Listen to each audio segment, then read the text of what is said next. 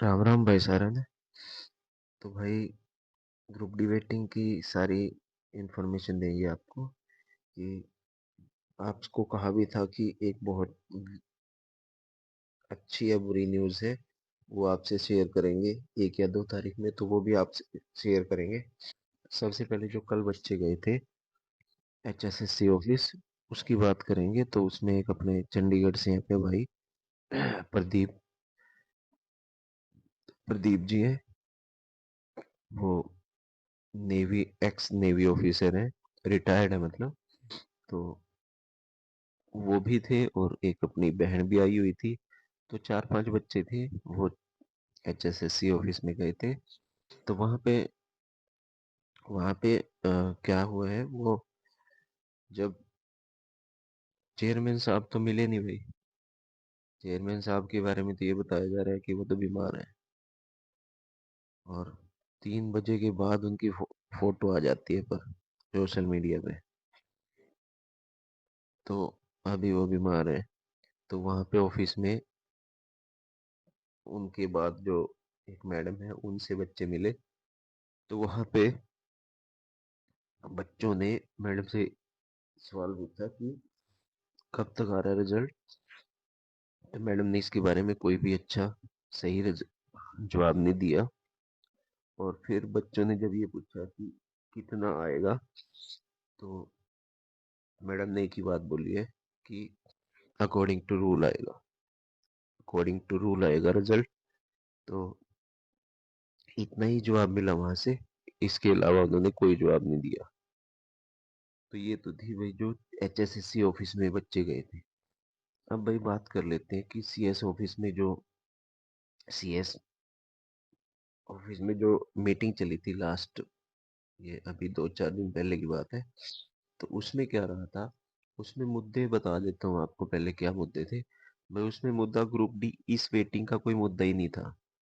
उसमें मुद्दे थे कि जो ग्रुप डी का इन्होंने रिजल्ट निकाला था इसी भर्ती का पीछे, उन बच्चों को ज्वाइन कराना। और एक मुद्दा इनका ESM और ESP का है, इसी भर्ती का कुछ पता नहीं अब क्या इशू है वो। मेरे को मेरी समझ से परे अभी जो मुद्दा उठा था उसकी बात कर रहा हूँ। ESM और ESP से रिलेटेड कोई मुद्दा है, तो इन्होंने कुछ गलत किया हुआ है उसमें।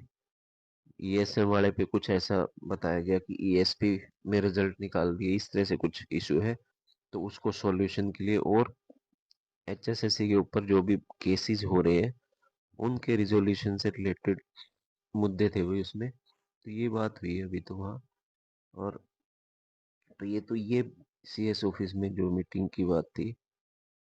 और दूसरी बात भाई ये है कि अब इस ग्रुप डी वेटिंग के बारे में बात कर लेते हैं। ग्रुप डी रिलेटेड वेटिंग से रिलेटेड HRD से जो न्यूज़ आई है भाई, बिल्कुल कंफर्म सोर्सेज से न्यूज़ है कि HRD में इस वेटिंग से रिलेटेड तो अभी कुछ भी काम नहीं चल रहा है। HRD का मेन फोकस जो पुराना रिजल्ट निकाला था उनको ज्वाइन कराने के लिए भर्तियां इकट्ठी कर रहा है वो। मतलब मतलब वैकेंसीज इकट्ठी कर रहा है। तो अभी इससे रिलेटेड कोई भी खबर नहीं है। दूसरा, अभी जो रिजल्ट कितने का आ सकता है भाई, रिजल्ट HSSC के पास 4,500 के आसपास वैकेंसी है जो बच्चों ने रिजाइन किया था।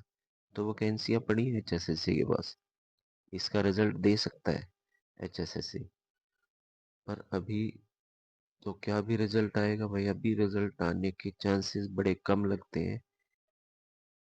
क्योंकि अभी जब राजा ही घर नहीं है तो रिजल्ट कैसे आएगा। राजा का डिसीजन कैसे आएगा बिना राजा के डिसीजन के। मीन्स कहने का ये, अपने CM साहब अभी दिल्ली दौरे पे हैं इलेक्शन में। तो अभी रिजल्ट आने के बड़े कम चांस है, बहुत कम। मैं 1% मानता हूँ इसको कि 1% चांस है। तो अभी वैकेंसीज इकट्ठी कर रहे हैं HRD। HRD इस वैकेंसी इस भर्ती से रिलेटेड, मतलब इस वेटिंग से रिलेटेड अभी तक कोई ऐसा काम नहीं हुआ है। तो अभी तो वैकेंसी इकट्ठी हो रही है HRD में। तो काम इस पे चल रहा है दबा के। मैं इसको, अगर देखो मेरे से आप तारीख मांगोगे तो मैं इसको कहूँगा कि ये हो सकता है कि मार्च तक चला जाए, हो सकता है मार्च तक चला जाए। अब हमें करना क्या है, पर ये कंफर्म है भाई कि अच्छी वेटिंग आएगी, अच्छी बड़ी लिस्ट आने वाली है। अब हमें क्या करना है, हमें राजा से मिलना है जाके 5 के बाद, जैसे ही सीएम अपने फ्री होंगे, सीएम साहब से मिलना पड़ेगा, वही काम करा सकते हैं हमारा। ऐसे बीच में हम नौकरों से मिलके कुछ काम नहीं चलेगा, राजा ही काम कराएगा। अब आपने देख भी लिया नौकर नीचे क्या काम है, नौकरों का कहना क्या है, आ रहा है, जल्दी आ रहा है, बस यही।